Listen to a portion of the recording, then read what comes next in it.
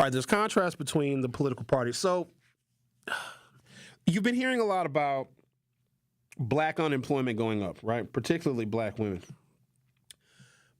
And it's a shame and it's too bad. And well, I think there's more to it than that.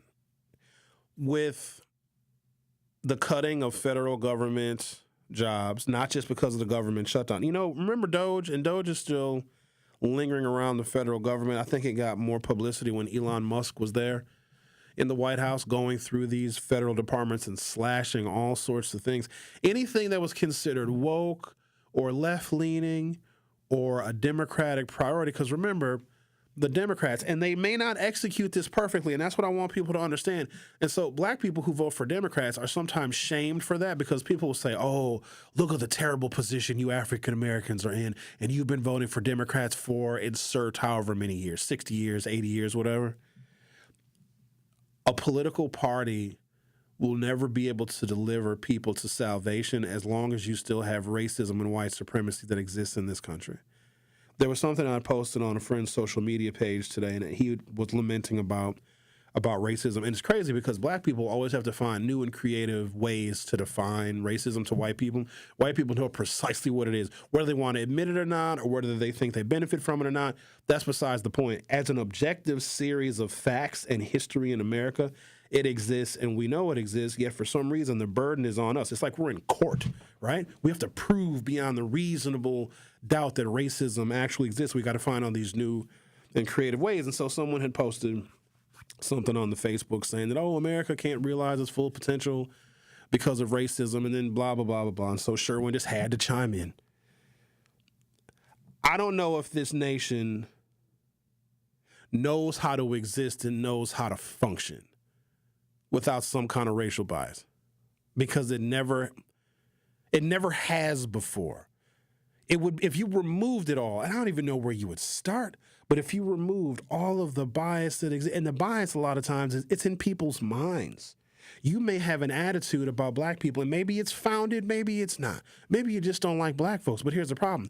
You might be the CEO of a company, and your attitude about African Americans will absolutely prevent you from hiring African Americans, and when they work there, if they happen to slip through the cracks and get hired at your company where you're the CEO and you don't like black people, they're probably going to be judged a little bit differently, right?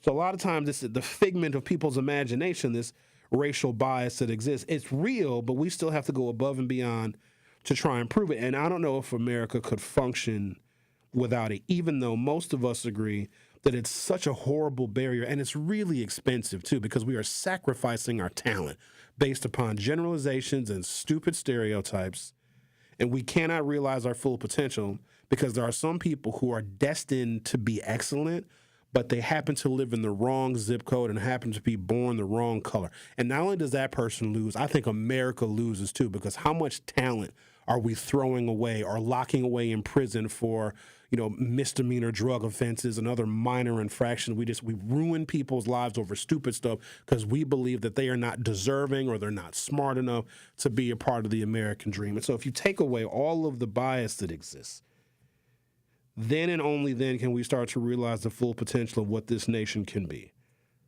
But I don't know how that's possible because America has never existed without it. It's almost like African Americans represent a kind of sobriety for America that this nation is not ready to deal with. It needs the needle. It needs the bottle. It needs that crutch. It needs what it believes is an advantage of racism. If we remove all the Mexicans and we marginalize all the black people and we dilute the black people's political representation by making more Republican congressional districts, and we silence the voices of African Americans in Congress, and we deport people and we lock people up and we take away people's food subsidies and all the other benefits that they qualify for, then everybody else is going to be great by us harming all of these people. No. And you have all of the other folks who are impacted by these really, really poor political decisions are basically yelling and screaming, please stop hurting us. Please stop underfunding our schools.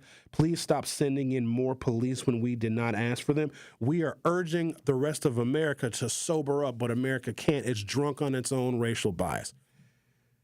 We're that nagging person that said, why don't you just quit drinking? The problem is America's addiction is not alcohol, it's racism. And black people represent its sobriety. We're trying to tell America to kick the habit, get off of the junk, stop smoking that crack, stop injecting that heroin of racism. But America's like, I can't live without it. It's all I've ever known. It has gotten me through some of the toughest times. It's my crutch. It is reliable. It has been there since the founding of this nation. And we here, people of color and black people and brown people, and some people who are a beautiful shade of yellow, are saying, America, you need to sober up. It's starting to get a little ridiculous. America, you're starting to get skinny. You're starting to lose your teeth. You're starting to sacrifice your own people. You're hurting your own family members because of your addiction to racism. And now it has an entire political party that is feeding. See, the Republicans are selling the dope of racism. They're selling the addiction, and there's people willing to buy it.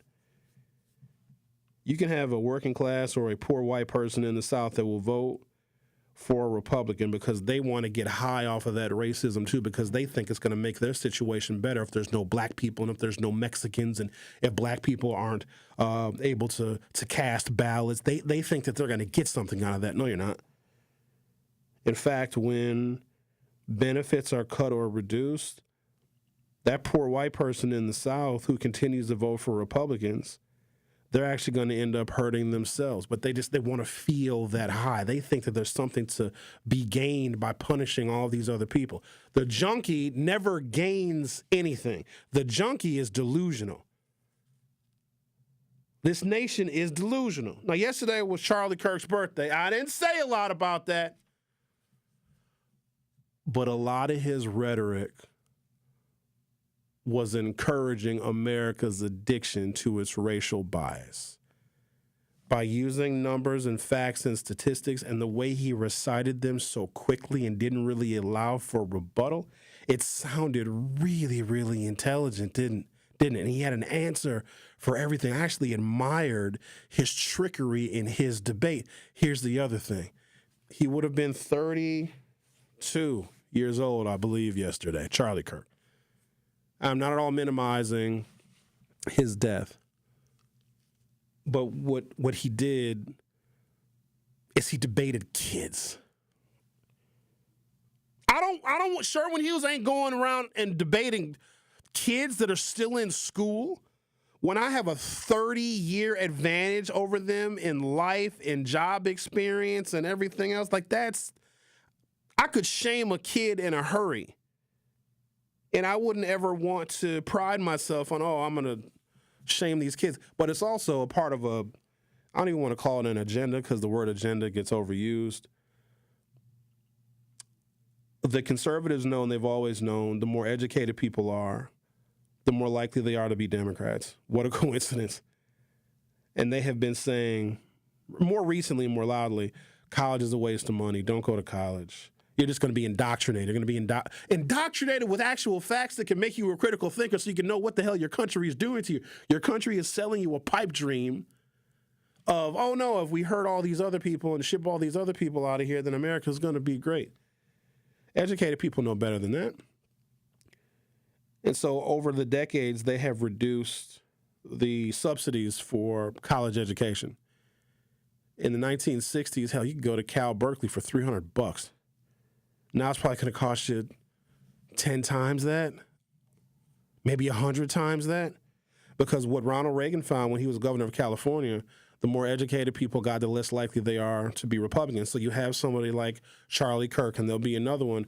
You go around, you embarrass these college kids, you debate these college kids, you crush them, and you put it all on TikTok, and you make someone like a Charlie Kirk look like a hero because they're owning all these stupid liberal college kids. And what happens is these kids will be like, you know what, I'm wasting my money here. Maybe I am being indoctrinated. Charlie Kirk just told me that I'm stupid for all this stuff that I'm learning, and I'm paying $30,000 or $40,000 a semester. It's all a part of a system to make sure that Americans are as little educated as possible so that a very, very small number of really super smart, really super wealthy people can run roughshod over this nation and people won't even know any difference. They won't know any better. and your money's going to get taken. They're going to siphon off your tax dollars and give it to more wealthy people, and you think that some benefit is going to come back to you. It is not.